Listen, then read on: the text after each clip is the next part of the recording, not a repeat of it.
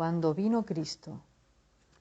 Algunos afirman que de todos los mandamientos, este es el único que no fue confirmado por Cristo ni por los apóstoles. Como mucho se argumenta, Cristo rebajó el cuarto mandamiento al sanar deliberadamente en el día de reposo, lo que los judíos veían como trabajo, y al rechazar específicamente apoyarlo. Lo mismo puede aplicarse a los apóstoles. Estos argumentos son más aparentes que reales. Cuando vino Cristo, el día de reposo estaba firmemente arraigado en la vida de Israel, tristemente de forma errónea. Habían inventado multitud de leyes mezquinas y ridículas para que nadie quebrantara el cuarto mandamiento. Alfred Edersheim, en su monumental estudio de la vida y los tiempos de Jesús el Mesías, dice de los fariseos en tiempos de Cristo: regulaban cada caso posible e imposible, entraban en cada detalle de la vida privada, familiar y pública, y con una lógica férrea, un rigor inflexible y el análisis más minucioso, perseguían y dominaban al hombre sometiéndole a un yugo verdaderamente insoportable. Esto era totalmente cierto en el caso de las leyes que inventaban estos legisladores judíos para proteger el día de reposo. A continuación mostraremos algunos ejemplos. Se puso un límite a la distancia que se podía recorrer el día de reposo, 2000 codos desde la casa. Pero había formas de saltarse esta restricción. La noche antes del día de reposo se podía tomar algo de comida y llevarlo hasta 2000 codos de la casa. Cuando se llegaba a ese punto se podía decir: esta es mi nueva casa porque aquí hay una comida preparada para mí. Desde allí se podía viajar 2000 codos más, pero se podía ser aún más sutil. Si de alguna forma se unían dos edificios con una cuerda o una viga, se podía declarar la vivienda del vecino como propia, convirtiendo los dos en una sola. De esta manera se podía atravesar toda la calle sin que empezaran a contar los 2000 codos. El fuego doméstico debía apagarse antes del día de reposo, porque ese día no se debía cocinar. No se permitía siquiera dejar un huevo cociéndose al sol. Se podía montar un burro si se le habían puesto los arreos el día anterior. La forma de vestir en el día de reposo era otro aspecto que también se controlaba, especialmente si se trataba de una mujer. A las mujeres no se les permitía llevar un alfiler o joyería porque si se los quitaban para enseñárselos a alguien, estaban llevando una carga en el día de reposo. Si alguien se cortaba un dedo, siempre podía tapar la herida con un trozo de tela para cortar la hemorragia, pero si se sospechaba que por ese medio se contribuía al proceso de curación, esto podía suponer una infracción del mandamiento, una ley farisaica muy importante en vista de sus críticas a Cristo. Las leyes se hacían más ridículas aún. Se podía meter un rábano en sal, pero no por mucho tiempo, ya que eso podía considerarse hacer salmuera. Si se encontraba suciedad en el vestido, se podía sacudir pero no frotar. Se podía tirar algo al aire y recogerlo con la misma mano. Si se capturaba con la otra, también era trabajo.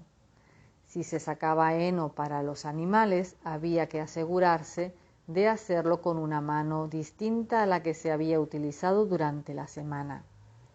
Quizá las reglas de los fariseos más patéticamente divertidas eran las relacionadas con las aves de corral.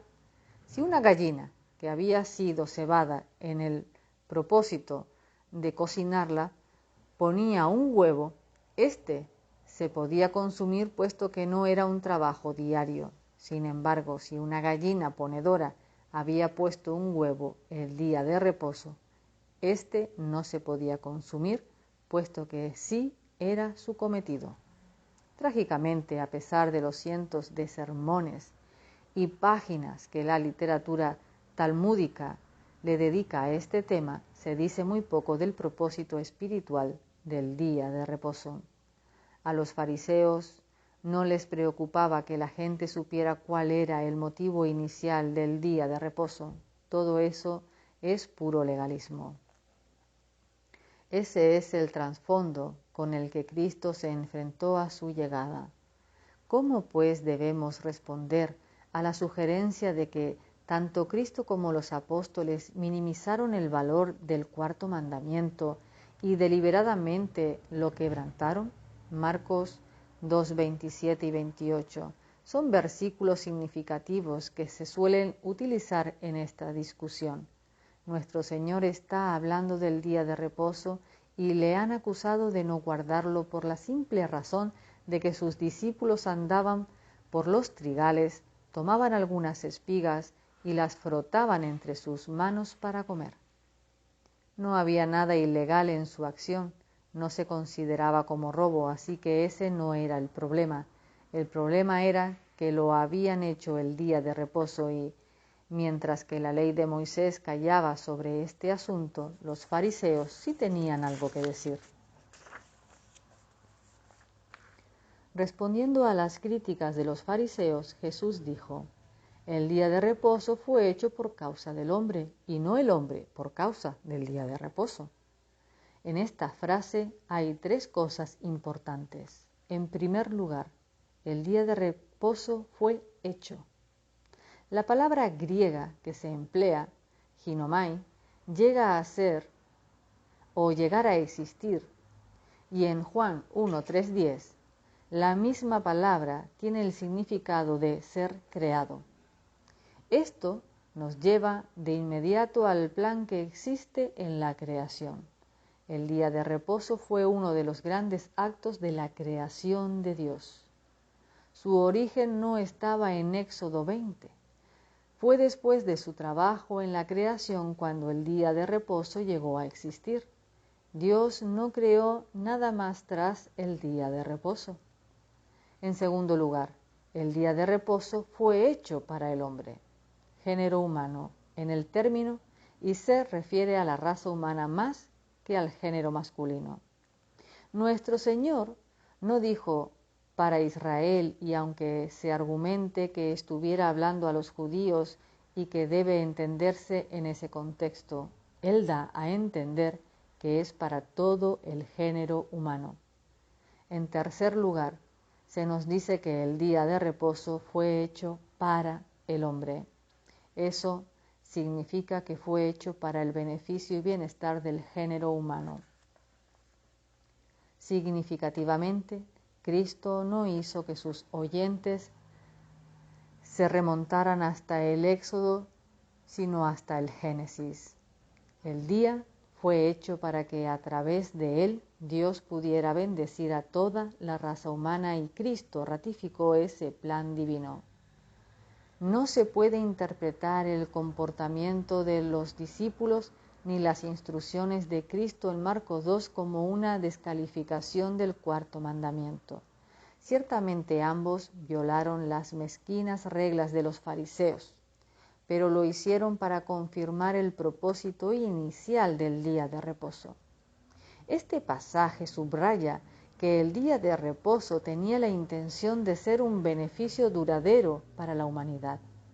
El profesor Bernard Gruich da un sencillo ejemplo para ilustrar la afirmación de que el día de reposo fue hecho por causa del hombre y no el hombre por causa del día de reposo. Una mañana temprano, estoy conduciendo por una carretera despejada. Al acercarme a unas señales de manténgase a la izquierda, un niño sale disparado de la acera. La única forma que tengo de esquivarlo es torcer a la derecha. Lo hago sin dudar un momento porque las señales se hicieron para el hombre, no el hombre para las señales. Sin embargo, como norma general, sí me mantengo a la izquierda. Dios siempre quiso que el día de reposo sirviera para el bienestar y esparcimiento del género humano. Este extremo queda confirmado por la promesa de que era un día bendecido por el Señor y por su invitación en Isaías 58, 13, 14, a que la gente lo disfrutara y se deleitara en él. Las reglas que dio para él, como las señales de tráfico para nosotros, tenían la intención de ser para el beneficio de su pueblo, pero si la observancia de estas reglas perjudicaba la bendición del día, entonces se podían romper las reglas. Ese es un principio fundamental que debemos recordar y es lo que nuestro Señor quería decir al referirse a los tiempos de Abiatar en los que David comió pan consagrado. Marcos 2, 25-26. Ciertamente, no era la ley del día de reposo lo que Cristo estaba intentando corregir, sino el abuso que los fariseos hacían de ella. Era una forma extraña de desplazar el cuarto mandamiento del Decálogo, si este era su propósito, puesto que no hizo más que reafirmar el plan de su Padre para el día de reposo. El pasaje paralelo de Marcos 2 se encuentra en Mateos 12, y el contexto de ese capítulo es importante. El cansancio y la carga a que nuestro Señor se refiere en el capítulo 11:28 se refiere principalmente no a la dureza de la vida, sino al legalismo de los fariseos. Por contraste, su yugo es fácil y su carga ligera. Como para dar un ejemplo de este asunto, a continuación se nos relata la historia de cuando los discípulos recogieron las espigas y comieron. Jesús nunca incumplió la ley, sino el abuso que se hacía de ella. A veces se afirma que en el Nuevo Testamento se citan todos los mandamientos excepto el cuarto. Es cierto que no se menciona, pero no significa por ello que Jesús y los discípulos lo dejaran de lado.